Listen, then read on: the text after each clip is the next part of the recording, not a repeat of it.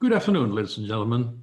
I'm Paul Verschure. I'm with the Madeleine Institute of Advanced Studies, and let's take a look at artificial intelligence in Europe and beyond. We've all seen the news. We're going to build electronic thinking machines, approximating human intuition, also eroding the human advantage in many domains. Machines that will walk, talk, see, reproduce themselves, are conscious, triggering the next computer revolution, the dream of AI. Interestingly enough, these quotes are all from the New York Times, spread over 70 years, illustrating AI is a promise. Let's see how we can realize it. So what is AI? Well, in the end, AI is a combination of computing machinery, algorithms, and data that in their combination allow computers to do smart things where smart is defined in human terms.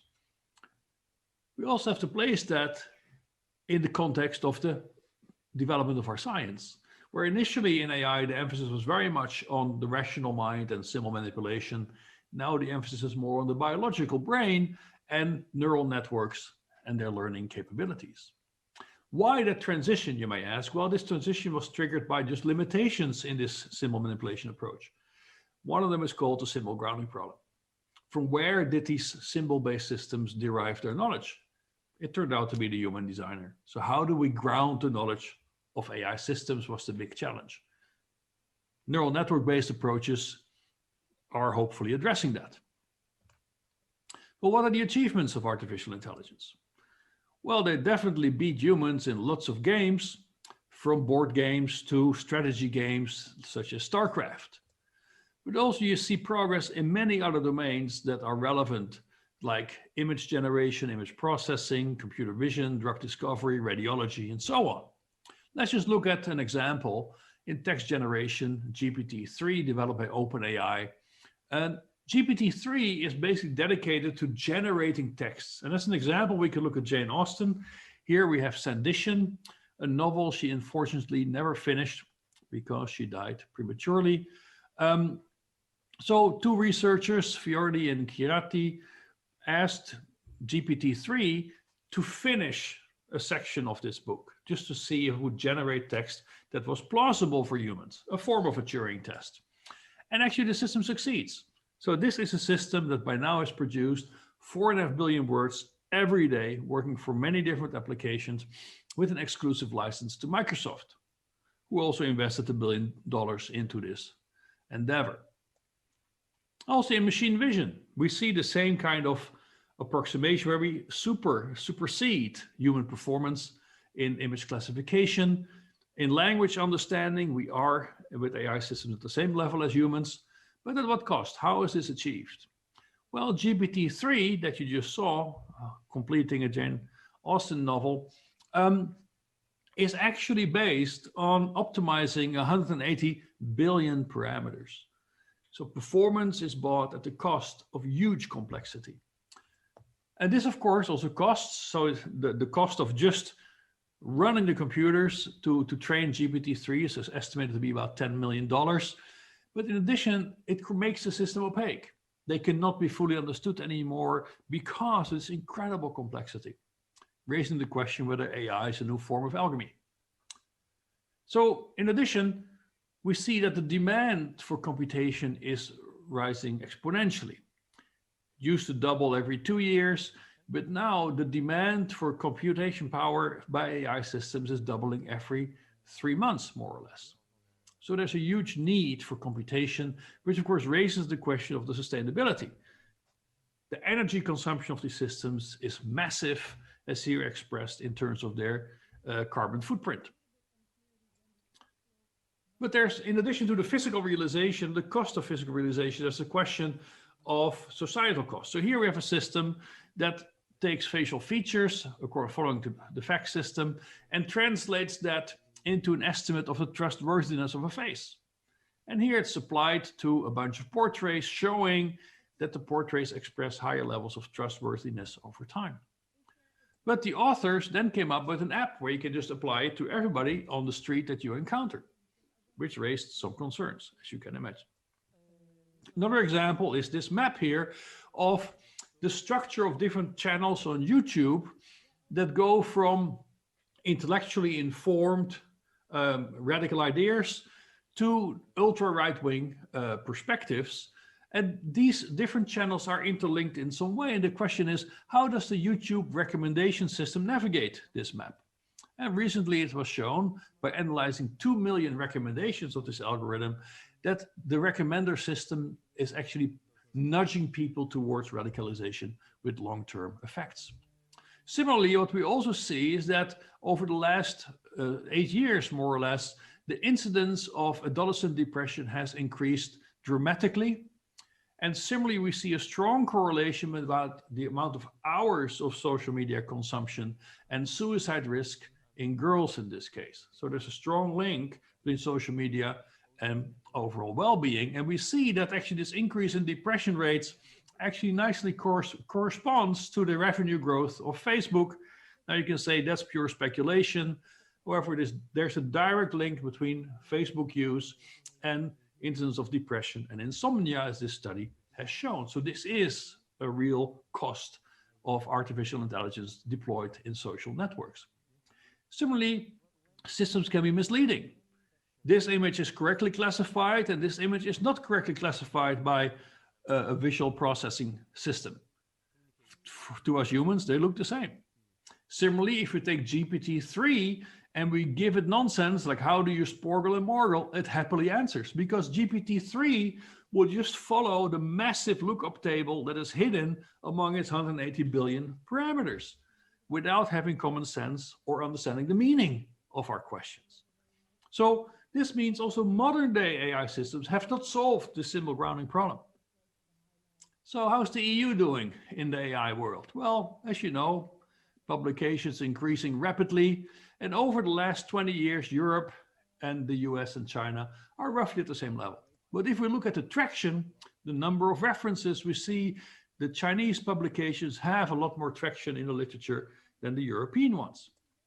In addition, what we see, if you look at the 25 leading institutions in AI, only 3 of these are in Europe, and only 1 of those is in the European Union.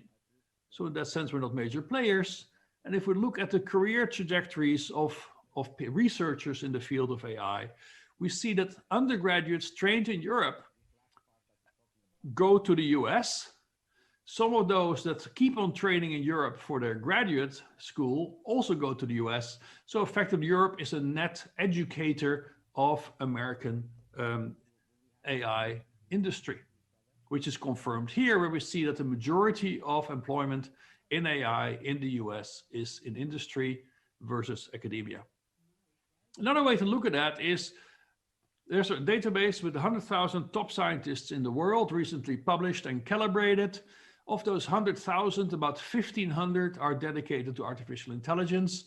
We can look at how they distribute over regions. We see 42% US, 21% in Europe, 17% in China.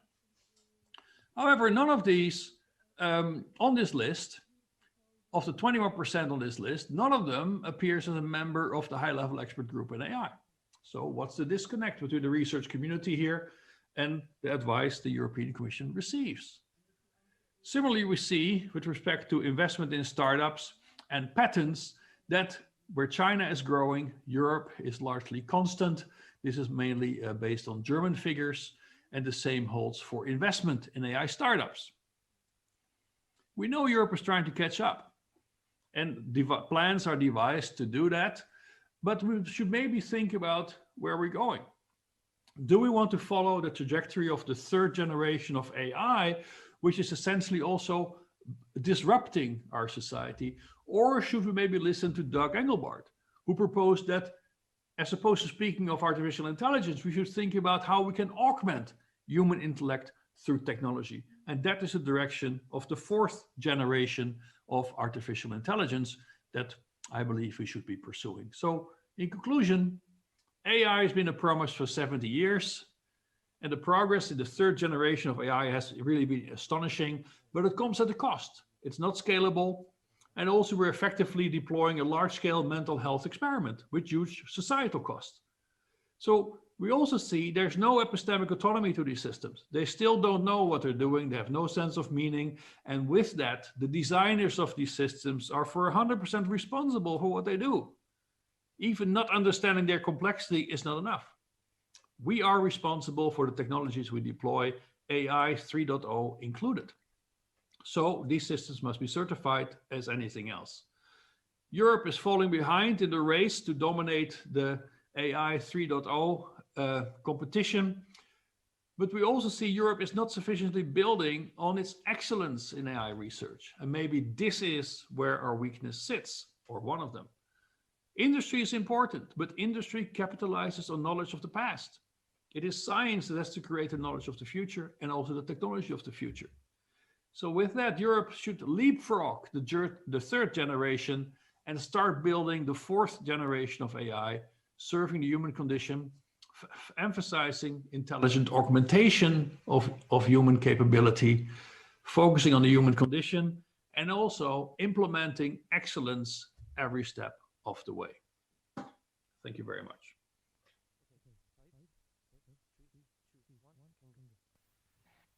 Thank you, Professor Verschure. That was a highly provocative and inspirational video.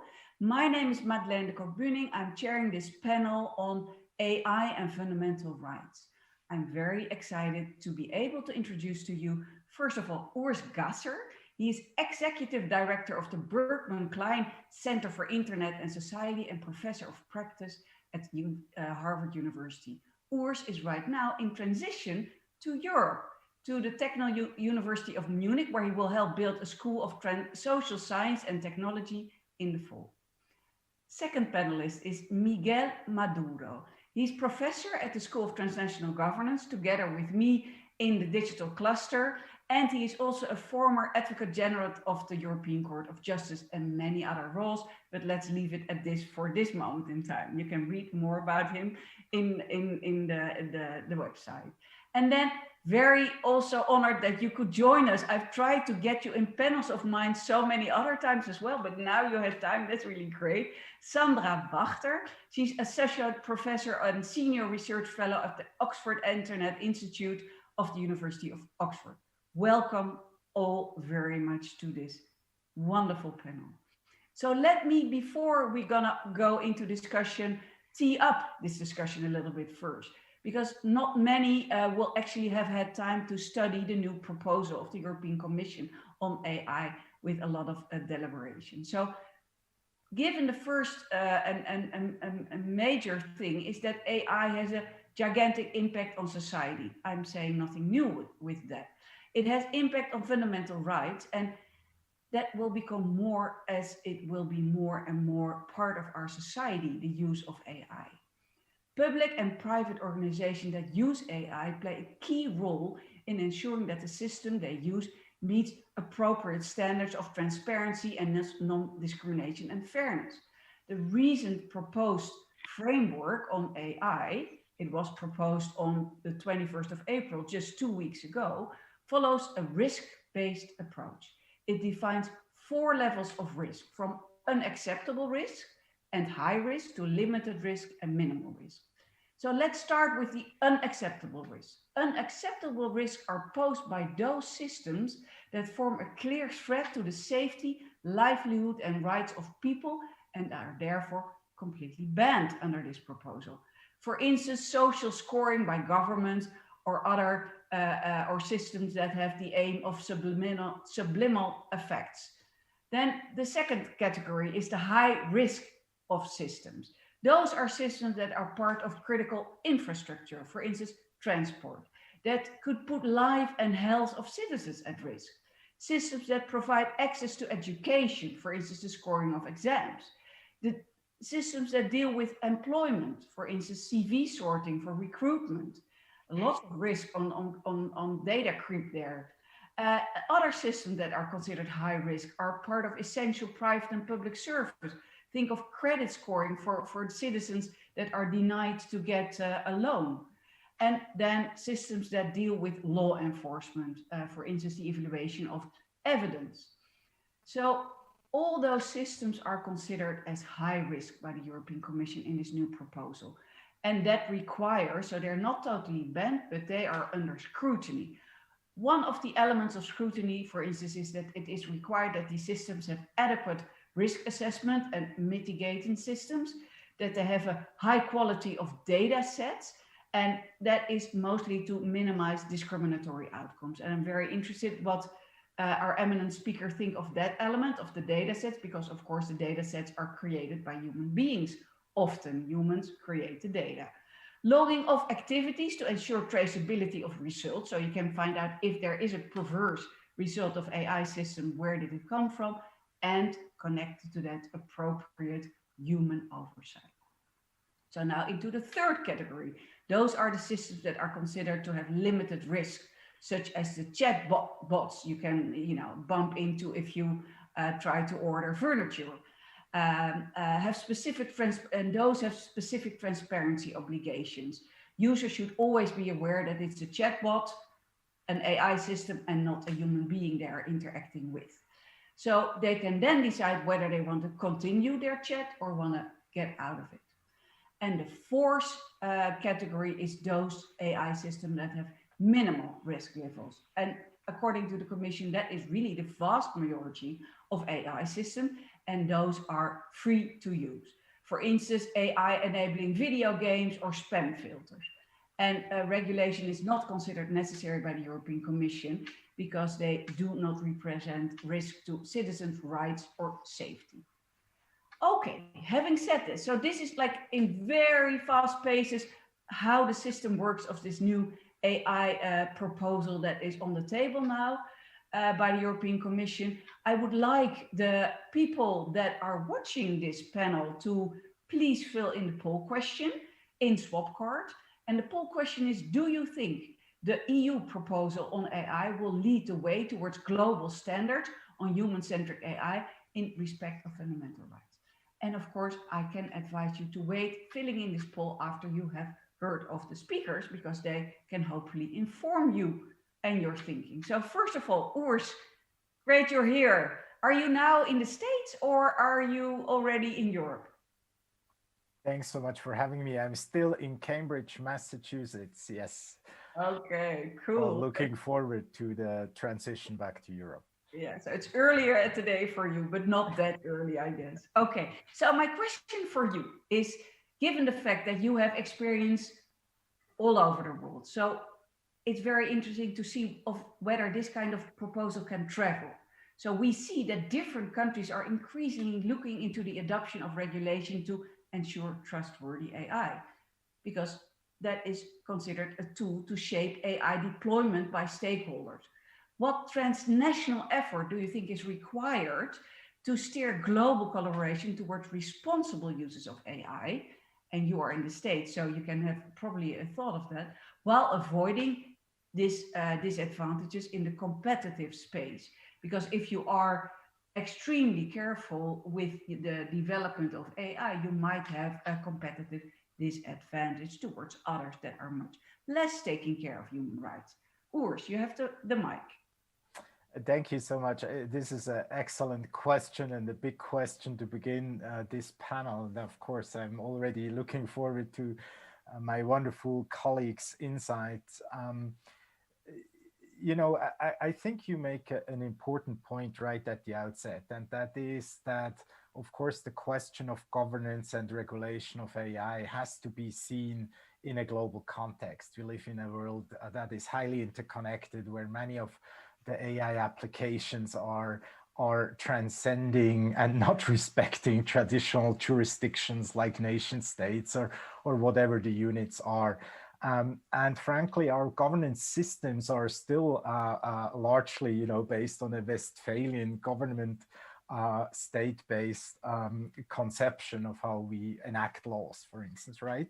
And so there is a real tension right there. How do we, as a society, as a increasingly global society, deal with these technologies that are cross-border and the data that flows across borders, whilst many of our institutions are still some sort of in this old paradigm linked to particular territories. And So that's one point that comes to mind immediately. And I think the second point you're alluding to is also that, of course, these discussions do not happen some sort of without very strong interests involved. There is a geopolitical dimension to AI for sure. We don't talk so much about national security maybe on this panel, but that's of course a hugely important factor. We addressed already in earlier panels, we've heard about the important role AI plays as a driver of innovation and economic growth. So again, the political economy comes into play at the national level, at the regional level. And of course, there are competing interests among the big blocs, whether it's China, US, and Europe, or whether it's across different nation states. And so it's a really big challenge to think about global standards for AI. I'm personally quite pessimistic that we will arrive at global standards. There may be a few exceptions, but I'm pessimistic. I think our focus should be more on how can we create interoperability across different governance approaches. So for instance, if the US approach is likely to going to be a more sectorial approach, so to come up with AI specific rules for finance or maybe for employment and the like, while Europe is taking this more horizontal approach to regulation, how can we create interfaces that may bridge difference? To give an example, one could imagine for certain sectors that there may be mutual recognition agreements for certain types of risk assessment or certification schemes. And we have seen some of these ideas previously in the privacy debates with mixed success, I would add. So that's maybe one line of inquiry to think about tools for interoperability if we don't have strong reason to believe that we will be able to arrive at uniform rules. I have more thoughts, but perhaps stop there. I didn't pay attention to the clock, so you tell me. Okay, no, but that's very interesting. And maybe I already asked if there's anyone in the panel that would like to respond to that. I know, Miguel, for instance, you're very interested in these transnational questions on regulation. Yeah, I can have a first quick reaction. I tend to agree. I will add a layer of analysis to that. I think that there are artificial intelligence, there's two issues that emerge. One is that there are artificial intelligence systems that by nature transnational because they are linked to services, to uses that are transnational in nature, that will be very difficult for states to control, for each jurisdiction to exercise its own regulation. But there are others that even when they somehow could be territorialized, and therefore the jurisdictions of the states could be exercised independently on those artificial intelligence systems, that it is very hard to do that because of the costs imposed on companies to have to comply with multiple regulatory regimes. And so to a certain extent, the European Union, by being the first one to move into regulation by this horizontal approach, may have the advantage of setting rules that others will have to follow, because companies will tend to adopt those same standards all over and wherever they will make available those artificial intelligence systems. And so the second question that emerges is the extent to which there may be that interoperability that Urs was mentioning, but there may be a competition between different regulatory regimes. This competition and the results of this competition will be a product endorse EU standards, even outside the European Union internal market, because having to comply with them to have access to the internal market, then they use it all over the world, is economically more advantage to them. But on the other hand, we may see a competition with other regulatory regimes from the United States, and for example. So that's an interesting question. And from there, and that will be my final point, it also emerges a question of the extent to which that transposition and that extraterritorial effect of our rules, the extent to which that is legitimate. because the balances that are very difficult balance between fundamental rights, crucial values that analyzing the different artificial intelligence systems and their impact on human beings have, may be done different and maybe ought to be done different in different parts of the globe. And so that's one of the issues that we'll have to address. Thank you for that. And that's a great segue for me to go to Sandra Wachter. Could you give, first of all, very shortly, where you see the biggest vulnerability for citizens when it comes to AI and fundamental rights? Yes, certainly. I think the two of the major issues that we will be facing when it comes to AI are questions around privacy protection and questions around bias and fairness. I think those are concerns that will emerge regardless of what type of application we're actually talking about. And I think going forward, it will be extremely important to figure out whether the laws that we currently have in place to protect privacy, to prevent discrimination, are actually still good enough when it comes to algorithms. I would think there might be an actual problem there because the laws that we have designed for privacy protection and prevention of discrimination often have a human perpetrator in mind. And the legal tools that we have developed to prevent discrimination or investigate discrimination or punish discrimination do not easily translate to algorithms in the way. So I'm going to give you just two examples here. For example, data protection is based very often on the idea of consent, which makes a lot of sense.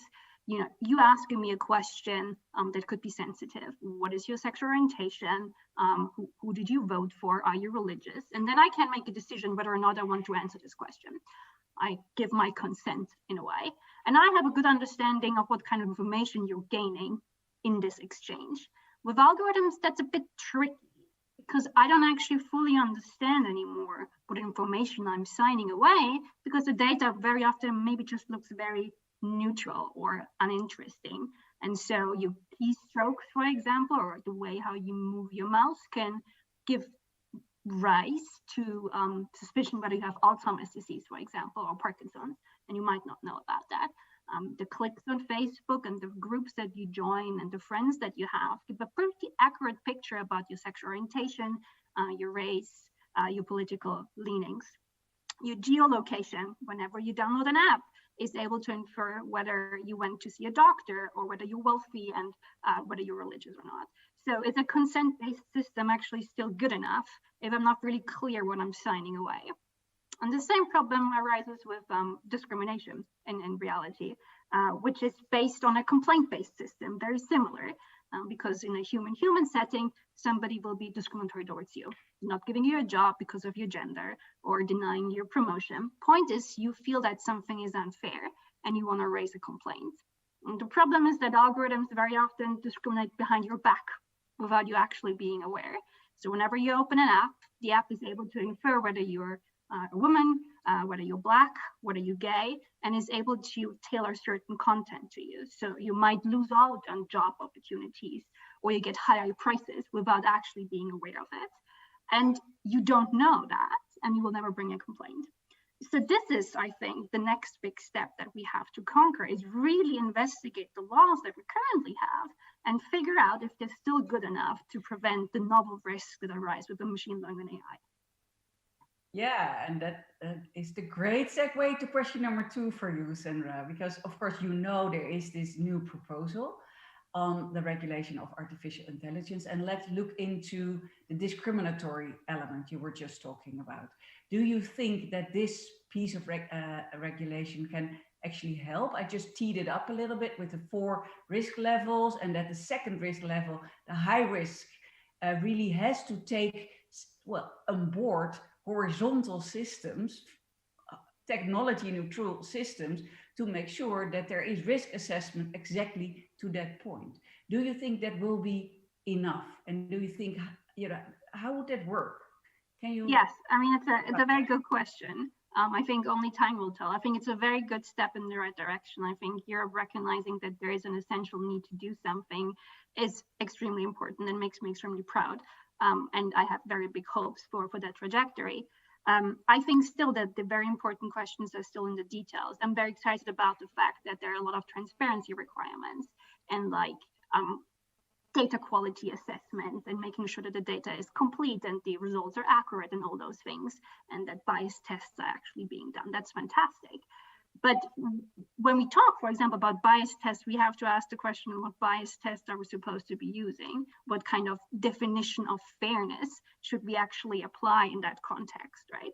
And that might seem like a not important question, but it's an essential question. So I have done a lot of research on that question. We, for example, analyzed all the bias tests that are currently out there, roughly 20 different bias tests that are there to detect bias. And what you might not know is that 13 out of 20 clash with European non-discrimination law. And that is a big problem because very often the technology that is being developed doesn't necessarily link up with legal notions of fairness or ethical notions of fairness. And it's an afterthought. So those systems are out there, and very often what fairness means will depend on the jurisdiction and the country that you're in, and the culture that you actually you're deploying your system. So what I think it's a very good attempt to say we need to have bias tests, but the very next important question is what type of bias test should we actually be using, because there's a very fundamental ethical question that is underlying that. So the proof of the pudding is in the eating. It really very much depends on how you actually bring it into practice. And then there is again this transnational element to it as well, because it's different for different cultures. Okay, any one of the panelists would like to respond to this? I can perhaps say something. I think that the crucial aspect of the regulation is institutions. That is, I think we all tend to agree that the values that are set forward in the regulation, what are the requirements that are foreseen, are very positive. But the crucial thing is about the quality and the capacity of the institutions that are going to make those assessments on the artificial intelligence. And there basically the regulation foresees conformity assessment bodies that are in turn to be certified by national notifying authorities, the national supervisory authorities. And that, I think, it's the big question that the regulation leaves open. Will those national institutions be adequately capacitated to make the kind of balances that were just being talked about? Will they have the necessary expertise on fundamental rights? There's something mentioned there about it, but doesn't seem to have the importance that I would like to see. Is there independence guaranteed? Not at all clear to me. I think, for example, that's something that the proposal should be improved on, to guarantee the genuine independence of these, both the conformity assessment bodies and particularly of the national notifying and supervisory authorities. So I think the crucial aspect, overall, I think it's a very, very positive contribution, but the crucial aspect will be about the governance model and the institutions. And there, I think there's a lot of things to be discussed and perhaps some things to be improved. Yeah, because there's also oversight foreseen in the proposal, as you've seen. Yes, but it has to be built. Urs. Yeah, if I just may build on that, I do think it's a real exercise in complexity management, the types of regulations we're seeing now, and also the AI Act. In addition to the many institutional pieces that have to work in concert across, member states all the way up to the European level. It's interesting that the regulation is also creating interfaces to many different norm sets, right? We already, and Sandra already mentioned the importance of standards and industry best practices and the like. But there are also cross-references to other areas of law and policy making right now in the EU. If you think about the Digital Services Act as one example, or the question of the forthcoming liability regime for AIs. And so again, you see suddenly the question of how successful this particular act will be and how well it protects ultimately citizens depends so much on massive implementation questions. And how well these different elements will ultimately play together, that also transcends both public and private sector actors. And so I just want to echo this concern that there is a real capacity issue that's critical, also just in terms of bringing the knowledge into all these different decision-making bodies and supervising authorities and the like. And not the last, also thinking about, for instance, the courts that will, I'm sure, play a key role in shaping the on-the-ground experiences with these laws, because they are so open-ended and so broad by design in order to be future-proofed, as they're now called, right? So there's a lot of need for interpretation, very abstract language used. And how do we think about our judicial readiness, given the level also of technical documentations, for instance, that required to make sense out of all this? This is a huge task that doesn't end, even if we, in 2 years from now, work through all the revisions of the draft. Then the journey only begins. There is a whole lot of infrastructure and resources that need to work together in quite seemingly ways in order to address some of these thorny risks, like fairness issues that Sandra highlighted. It's the beginning of a journey, and education, academia play a very important role there. You point out that. I totally agree. And Sandra, how would you see this this role of academia to further the knowledge, so that the actual transition of these rules are done in such a way that they're robust? Yes, I think academia has a very crucial role to play in this, because academics are in the privileged position to actually, dive into a topic and really try to get to the bottom of it and try to create very robust, rigorous research. And we also are very often in the privileged position to work with people that are outside our own fields. I'm one of those lucky people, many of others on this call are too, that are able to work with computer scientists and ethicists and psychologists to really figure out what the best thing to do is. And I think that's something that I also hope that will be feeding into the regulation at some point in public policy making, is the breaking of silos in a way. Because AI is so versatile and so diverse, and it is, touching so many aspects of our lives at the same time, that you can't just think in legal terms or in tech terms or in ethical terms. You actually have to merge those things together. So I think that's where I see the future of research, hopefully being able to make a very good objective contribution that is evidence-based, that then allows an interesting and then hopefully fruitful discourse for policymakers and industry. With a multidimensional approach. I've got a question from the audience for you, Sandra. So you just have to talk a lot today. So the question is from Professor Paul Verschure that just gave the presentation. And he says the following: in my video presentation, I made the point that algorithms are not autonomous, but proxies of their designers. The belief in such autonomy is part of the AI myth in his perspective. And you seem to disagree with that. Does he understand you correctly that you disagree with that? And that you therefore want to regulate the algorithms? And he was wondering if you could provide arguments behind that. So you saw his video, right? And what he states is that algorithms are in themselves not autonomous, but proxies of their designers. Yes, definitely. I would never want to use the cop-out and say, let's make the algorithm liable, let's put the robot into jail. Of course not. That would be a very bad idea. Obviously, it always has to be the human that stands behind that creation that should be liable. I think we fully agree on that. I also don't think that a system, the danger of a system doesn't necessarily depend on whether something is autonomous or not. It depends on whether it can do harm. And we can see that very simple statistics can already do a lot of harm. So I think we have to take those risks very seriously. And yes, definitely, be very important not to use a cop out and say the algorithm did it and therefore nobody should be liable. Definitely, always human responsibility. Fully agree. Thank you for that. Okay, Urs, do you have another thought you want to share with us on especially how we can make sure that we will be smart in implementing these horizontal rules, and maybe in such a way that they're inspirational, like Miguel just suggested, more globally? Yeah, I was just kind of, if I may, dial a step back and just still thinking about the question that was asked before.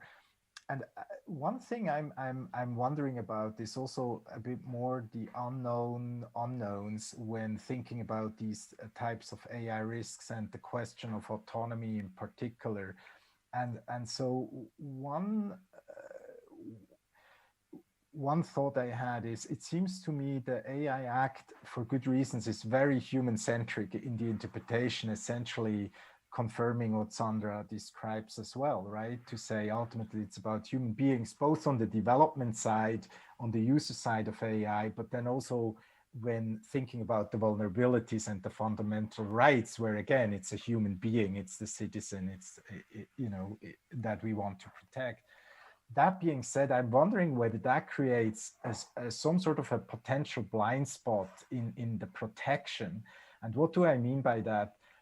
I'm wondering whether one of the bigger AI risks of the future are actually more systemic risks, when previously distinct AI systems or components in unanticipated ways start to interact with each other and may lead to compound effects, to like cumulative causality, leading to unforeseen harms that we don't see when we focus on individuals or on groups.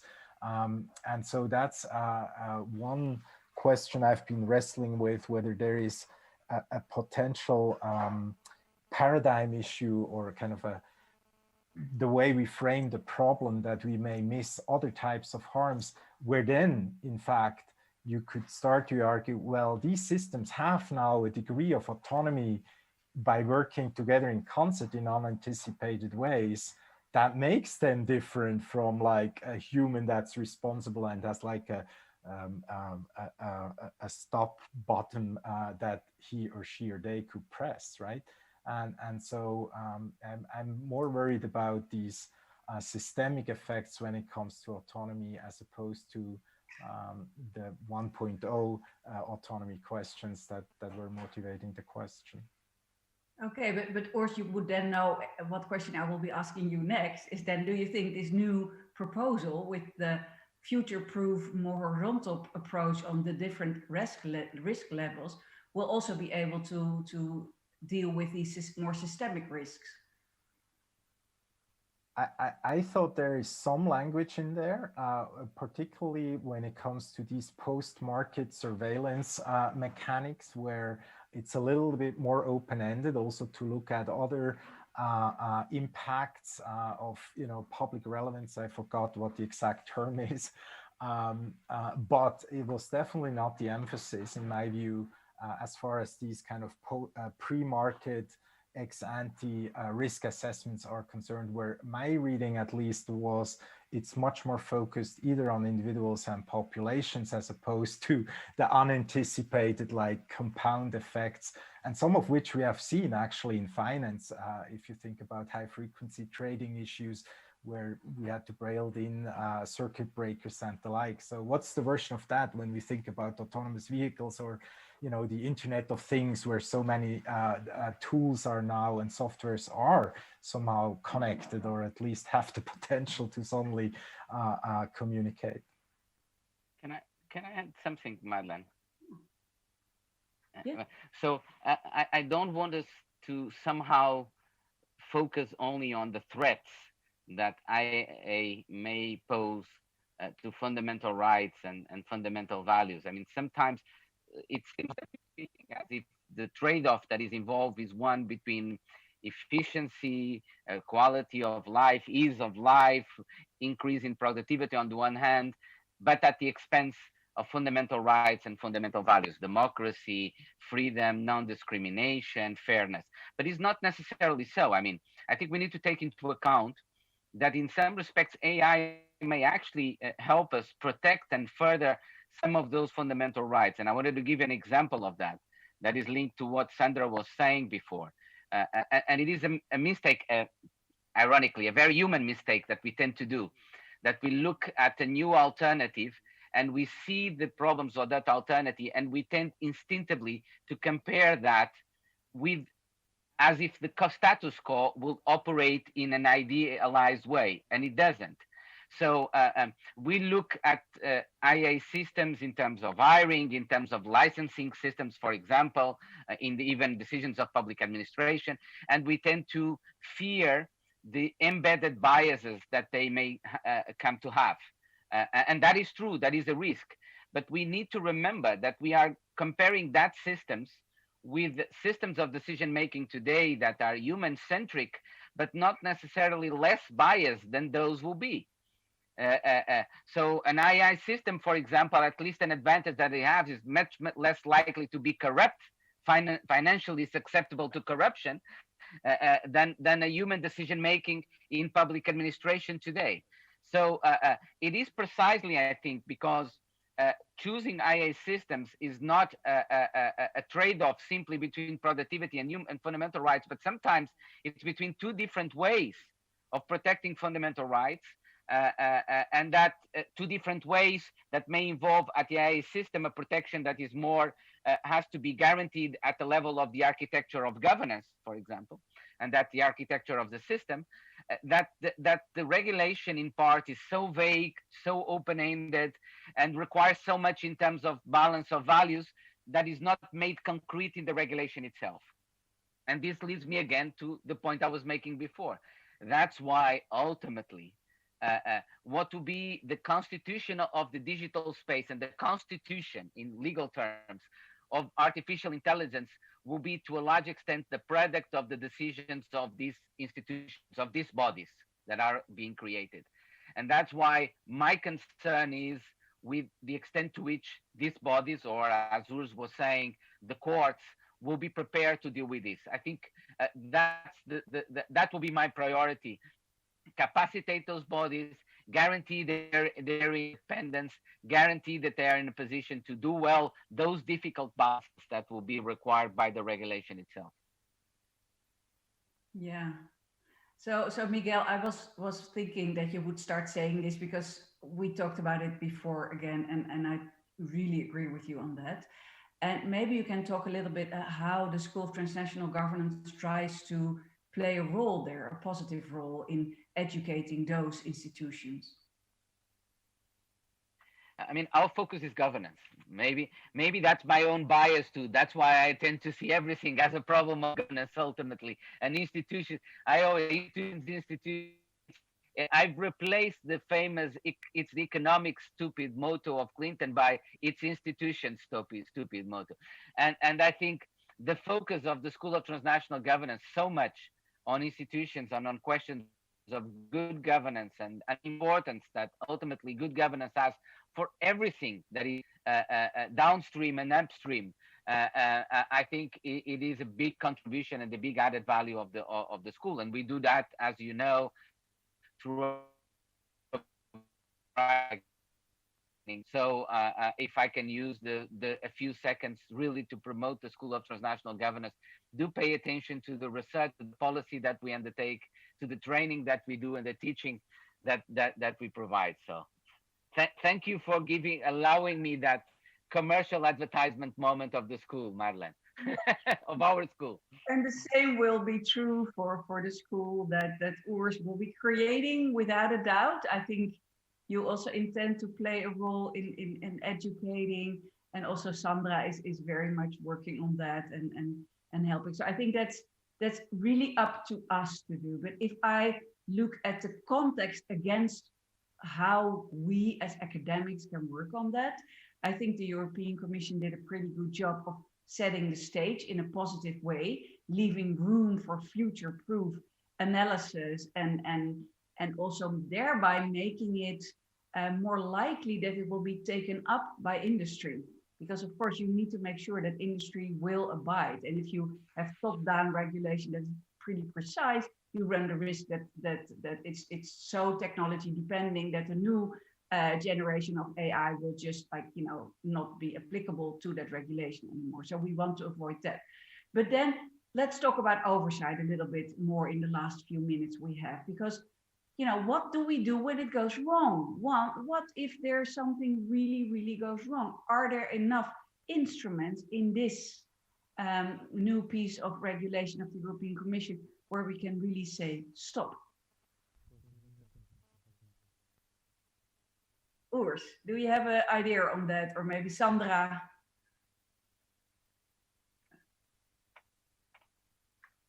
Well, obviously there are accountability mechanisms built into this act, and not at least the big fines like up to 30 or 40 million, if I recall correctly, euros. So it's a significant proposal to give teeth to these requirements and compliance with requirements.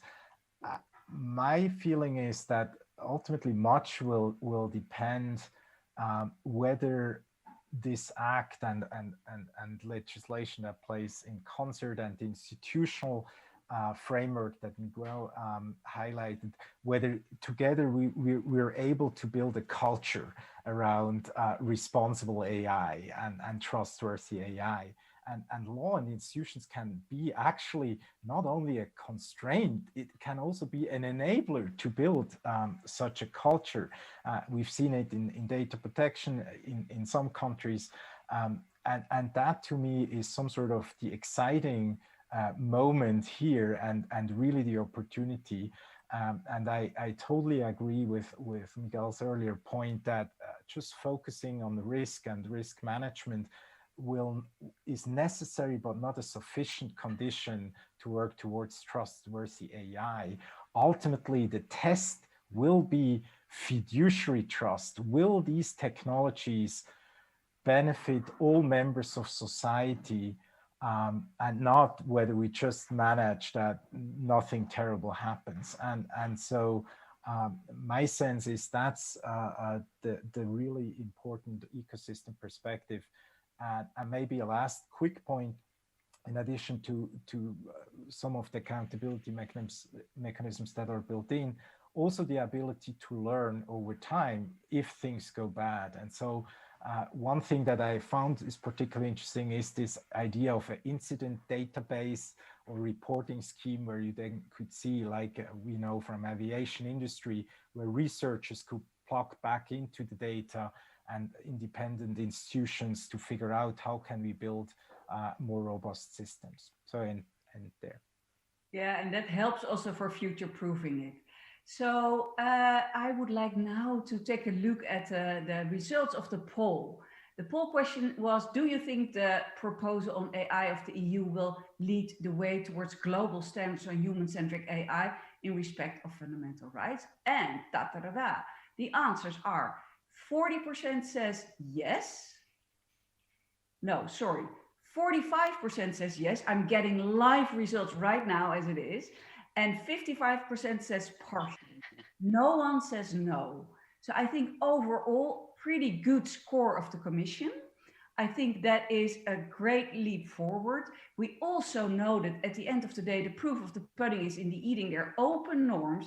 They can be interpreted in different ways. We need to make sure that we nurture those with the right kind of bias test, like Sandra was talking about, like how can we as academia help in that respect? The oversight, institutions, courts have to play a very important role, but also regulatory authorities have to play a role there, and education will be important.